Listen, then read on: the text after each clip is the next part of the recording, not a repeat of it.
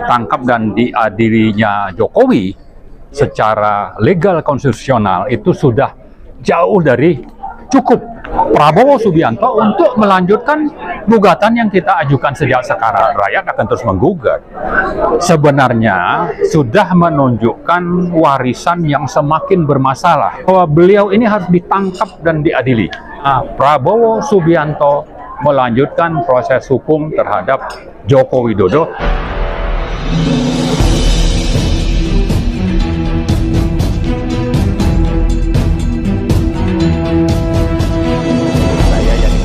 Driver online Depok.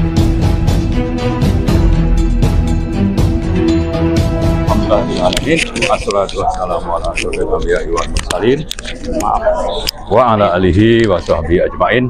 Amma ba'd. Ya, jadi saya kira kalau kualifikasi atau delik untuk diadili, ditangkap dan diadilinya Jokowi secara legal konstitusional itu sudah jauh dari cukup, sudah sangat berlebihan, sehingga kita sudah menyuarakan itu panjang, gitu kan?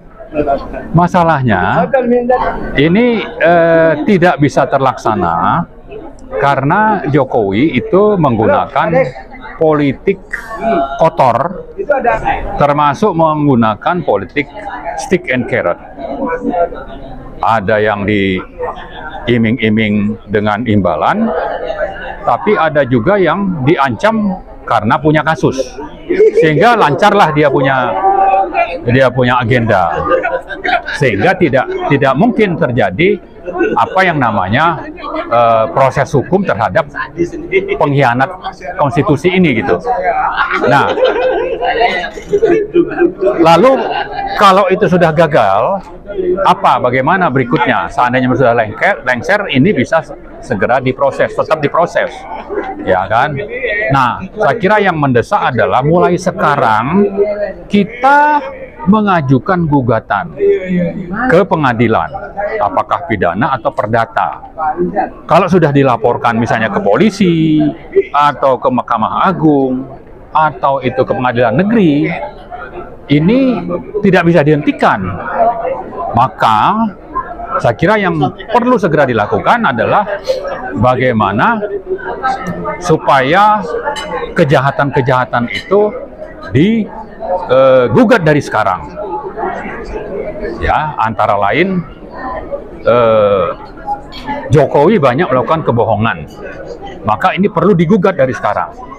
Yang kedua, misalnya untuk proyek-proyek yang masuk kategori PSN, proyek strategis nasional.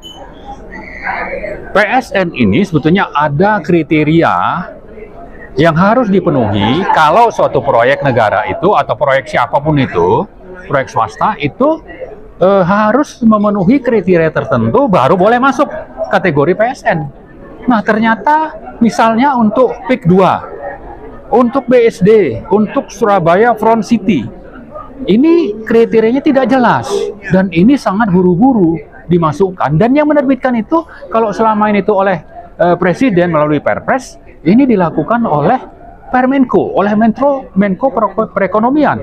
Ini sudah satu pelanggaran dan itu akan kita gugat ke pengadilan supaya ini dibatalkan, tapi sekaligus untuk menuntut pelaku pelanggaran ini supaya diproses secara hukum. Antara lain itu adalah Menteri Perekonomian Airlangga Hartarto. Dan penanggung jawabnya siapa? Penanggung jawab itu adalah Joko Widodo. Saya kira itu mungkin dua hal penting yang harus kita lakukan. Tetap bersuara untuk menggugat Jokowi ditangkap dan diadili sebelum lengser. Tapi nanti kalau sudah lengser, apa yang kita file ke berbagai lembaga, apa itu ke polisi, ke pengadilan, ke MA, ini bisa berlanjut setelah pemerintahan berganti untuk diproses juga secara hukum. Kita tidak bicara yakin tidak yakin, tapi ini kita bicara bahwa ini negara hukum. Sehingga kalau yang namanya Prabowo sebagai prajurit Sabta Marga mengaku benar-benar prajurit Sabta Marga, maka mestinya apa yang diproses, yang harusnya diproses secara hukum karena ini negara hukum, dia harus lanjutkan. Tidak ada alasan untuk memproses. Kalau dia tidak proses, justru dia bermasalah. Dia melanggar sumpah prajurit misalnya. Dia melanggar konstitusi, dia melanggar peraturan yang berlaku di Indonesia. Kalau dia tidak memproses itu. Jadi mau tidak ada alternatif lain bagi yang namanya Prabowo Subianto untuk melanjutkan gugatan yang kita ajukan sejak sekarang. Termasuk sebelumnya tentang pengkhianatan Jokowi terhadap konstitusi yang sudah begitu banyak daftarnya. Kalau sikap dia seperti itu, ya dia sama saja, dan saya kira rakyat akan terus menggugat. Ya, saya kira perlawanan rakyat itu akan semakin masif kalau dia melanjutkan sesuatu yang sudah bermasalah bagi di hadapan rakyat. Tapi juga yang lebih penting, secara internasional citranya dia kan jatuh. Dia misalnya akan tidak banyak itu dukungan dari negara-negara luar itu terhadap pemerintahannya. Misalnya untuk berhutang dihalangi, atau proyek-proyek yang dia akan ajak investor dari luar itu akan tidak tertarik kalau sistem demokrasinya itu dibunuh di sini gitu. Justru kan karena kita menunjukkan kita punya sistem, kita punya konstitusi, undang-undang, lalu demokrasi berjalan di sini, maka banyak negara yang berbondong-bondong untuk datang dan melakukan investasi. Tapi kalau ini justru yang terjadi sebaliknya, ya apa dia bisa hidup sendiri? Hidup tanpa ada bantuan dari luar.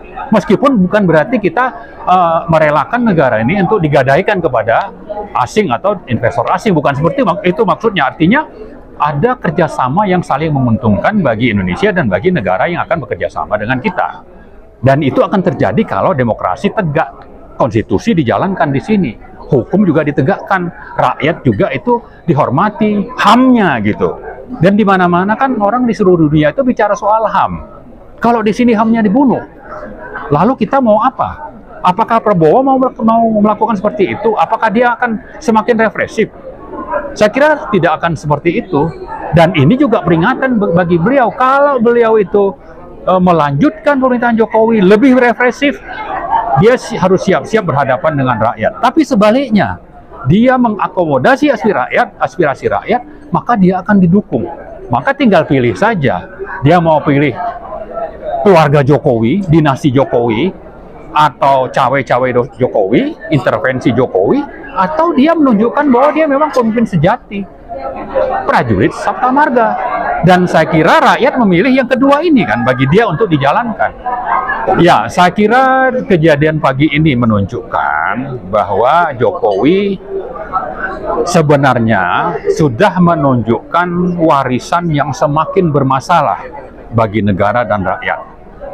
Sudah terlihat bagaimana Jokowi yang sudah begitu banyak melanggar konstitusi dan undang-undang peraturan yang berlaku, termasuk melanggar HAM di Indonesia selama ini, yang diharapkan waktu lengser itu mewariskan sesuatu yang baik, justru yang terjadi sebaliknya. Semakin represif, semakin menunjukkan belangnya bahwa dia ini anti demokrasi, pengkhianat konstitusi, yang dengan begitu saya kira sangat-sangat relevan apa yang sudah setahun lebih kita suarakan, bahwa beliau ini harus ditangkap dan diadili. Tidak ada alternatif lain. Kita mau yang namanya Prabowo Subianto melanjutkan proses hukum terhadap Joko Widodo terhadap pelanggaran yang sudah dilakukan selama ini.